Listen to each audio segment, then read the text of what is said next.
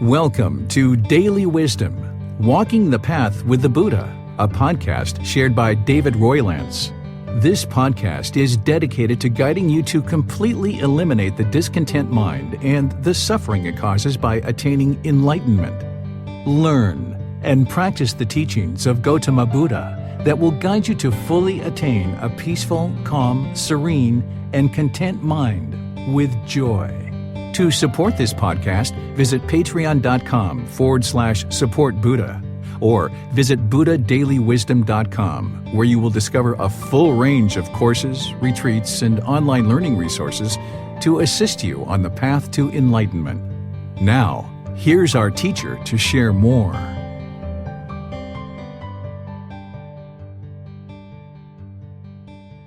Chapter 19. The Difficult Human Existence: Sickness, Aging, and Death. Three aspects of life that are the most difficult for us to deal with in our human existence are sickness, aging, and death. The young prince Siddhartha Gautama, who eventually became Gotama Buddha, was sheltered during his first 29 years of existence as his father, the king, was keeping him in the palace, attempting to lure him into the ways of a monarch through keeping him attached to the luxurious life of being a prince and eventually a king. At the age of 29, Siddhartha Gautama exits the palace for the first time without his father's knowledge to observe life outside the palace. He had his attendant with him who helped explain Siddhartha Gautama's 4 observations of sickness, aging, death, and an ascetic or monk, a spiritual seeker. Siddhartha Gautama was passionately interested in understanding the nature of life and why beings experience sickness, aging, and death, along with the associated discontentedness of mind.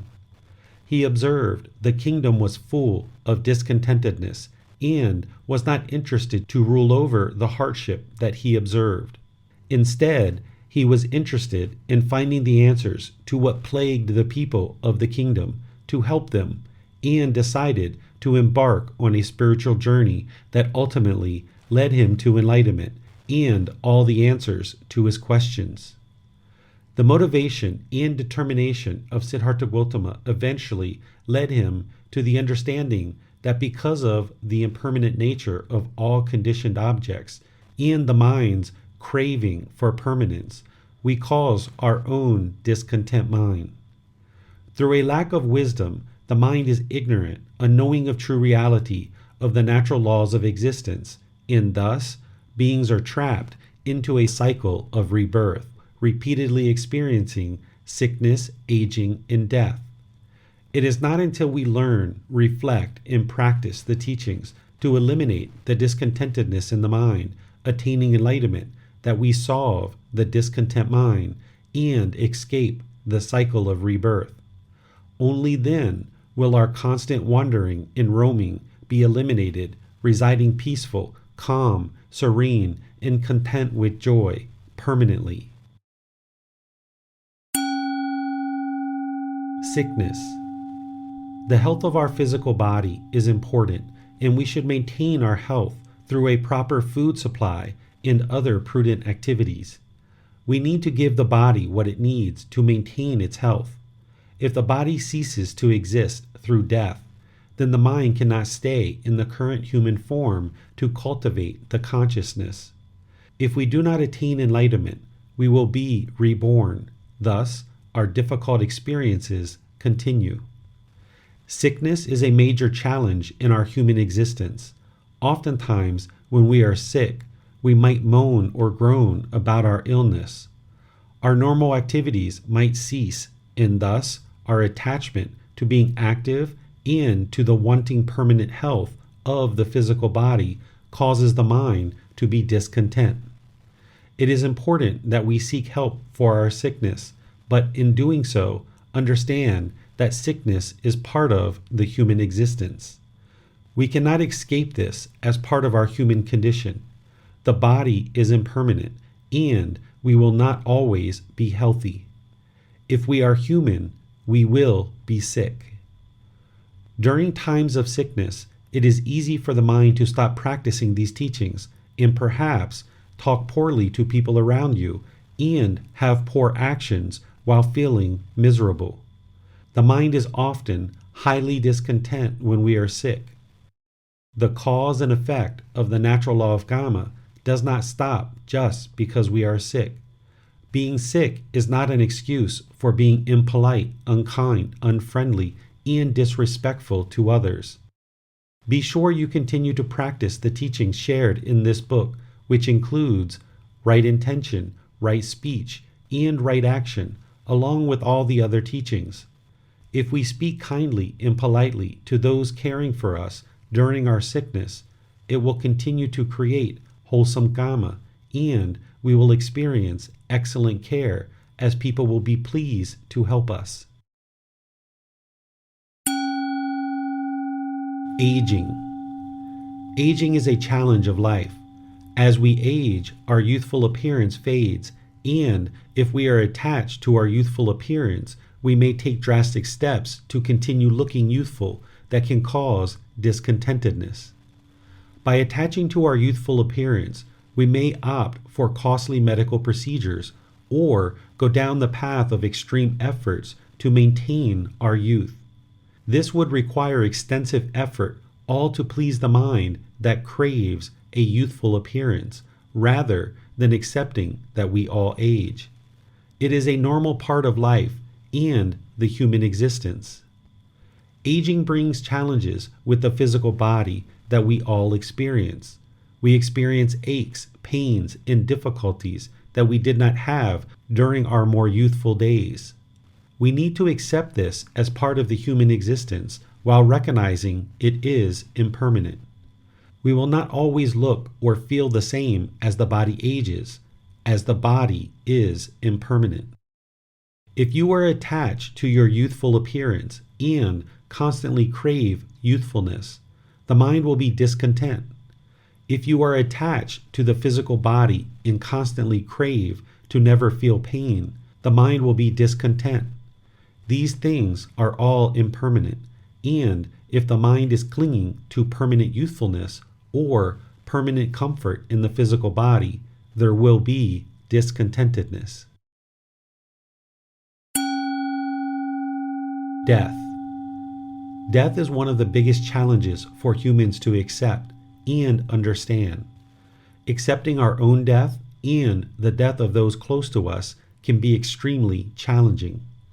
There are major attachments to our friends and family unless you have learned and are practicing love without attachment. Upon the death of friends and family, or our own death, it's the end of our time together in this existence without any chance to ever again resolve any undiscussed concerns or dilemmas. Death can be a time of grave and deep discontentedness or despair due to the burden of a significant attachment and the sometimes abrupt end of life rather than a gradual letting go. Even with gradual death, it can often be a challenge for humans to accept and deal with when the mind is craving permanence. A friend or family member's death does not need to be taken as a tragic loss. Through understanding and practicing these teachings, you can accept death as a natural and normal occurrence that will happen because we are humans and we must die. The human condition means we were born and thus we will experience sickness, aging, and death. The mind craves for permanent health, youthfulness, and for those close to us to be with us permanently. The unenlightened mind is uncomfortable with the impermanent nature of the human condition, and when we experience sickness, aging, and death, this represents significant impermanence in our life. Therefore, the unenlightened mind is often discontent associated with these unwelcome changes in our life. The mind can be trained to understand and accept the impermanent nature of the human condition, residing peaceful and calm even during sickness, aging, and death. Death does not need to involve sadness, grief, and remorse. These are feelings produced due to attachment in the mind causing itself to be discontent. If there is love without attachment, you can experience death of those close to you without sadness, grief, nor remorse. You can have gratitude for the time you spent together rather than craving, desiring permanence, which will only cause discontentedness. Gotama Buddha explained to us that there is only one reason why we die, and it's because we were born. Because there is birth, there is sickness, aging, and ultimately death. This is the human condition, and Gotama Buddha's teachings help us to eliminate all three of these by escaping the cycle of rebirth. If we are not born, then we will not experience sickness, aging, nor death. It is ignorance, unknowing of true reality, that the unenlightened mind does not understand what it does not understand, that continues us in constant rounds of the cycle of rebirth. It is only when the mind acquires wisdom that it is liberated from discontentedness, experiencing enlightenment, and at the same time liberated from the cycle of rebirth. Gotama Buddha did not teach what happens after death once we have already attained enlightenment. The teachings of the afterlife is an undeclared teaching. He did explain that we can attain enlightenment during this life or at death. He left the teaching undeclared of what transpires once one attains enlightenment and then dies, because knowing the answer to this question does not change or affect our ability to attain enlightenment in this life, in this human state. No one has ever attained enlightenment and returned, since one who has attained enlightenment would not return back to any future existence in the cycle of rebirth. Therefore, it is an undeclared teaching of what happens once one attains enlightenment and dies. Gotama Buddha's goal was to focus the mind on attaining enlightenment in this very life so that we could escape the cycle of rebirth and no longer experience existence in the cycle of rebirth, which would only bring sorrow, misery, displeasure, and despair. The enlightened mind will only experience peacefulness, calmness, serenity, and contentedness with joy permanently. If we still have craving at the end of this life, that is the fuel that will cause us to remain in the cycle of rebirth and be reborn into another realm. If we have not attained one of the 4 stages of enlightenment, we will most likely be reborn into a lower realm of existence, such as hell, animal, or the afflicted spirits realm, although there is the opportunity to be reborn back into the human realm or the heavenly realm. None of the existences in any of the realms is permanent, and it is not until one attains enlightenment that they will eliminate discontentedness and escape the cycle of rebirth. Siddhartha Gautama eventually left his royal heritage to seek a better understanding of these observations of sickness, aging, and death to help end discontentedness of the mind.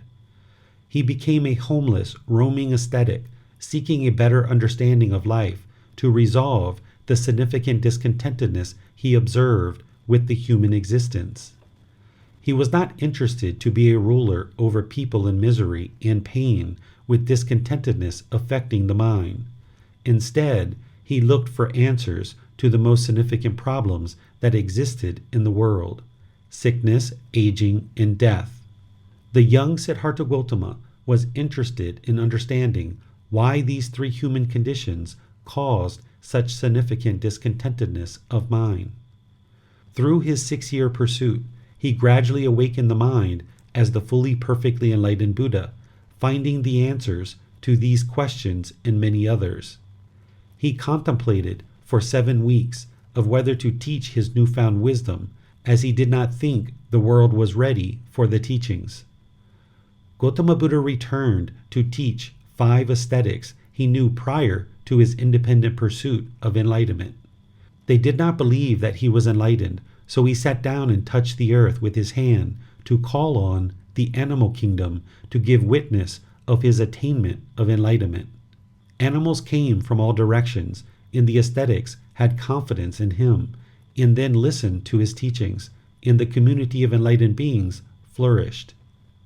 It is said that immediately upon Gotama Buddha's death, there was a significant earthquake that shook the earth. An earthquake following the death of a Buddha is an indication to those who remain alive that this person was indeed a Buddha.